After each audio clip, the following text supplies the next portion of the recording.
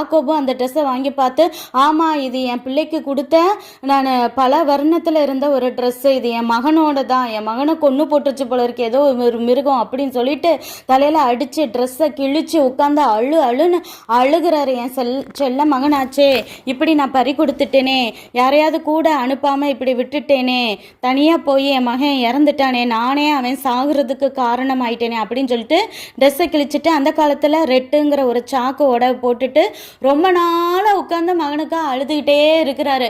அவங்க பிள்ளைங்க மகள்கள்லாம் வந்து ஆறுதல் சொல்கிறாங்க, அந்த எதுவுமே அவரோட காதலையே ஏறலை. அந்த காலத்தில் வந்து இறந்தா நல்லவங்களும் கெட்டவங்களுமே பாதாளத்தில் தான் போவாங்க. என் மகனோட நானும் பாதாளத்தில் போய் இருந்தாலும் எனக்கு நல்லா இருக்குமே அப்படின்னு சொல்லிட்டு புலம்பிக்கிட்டே உட்காந்து அழுதுகிட்டே இருக்கிறாரு. ஆனால் எந்த மகனும் வந்து உண்மையை சொல்கிறதுக்கு மட்டும் தயாராக இல்லை. அப்போ எவ்வளோ வேதனைப்பட்டாலும் இறங்காத எவ்வளவு பாறையான மனசு பாருங்க அவங்களுக்கு.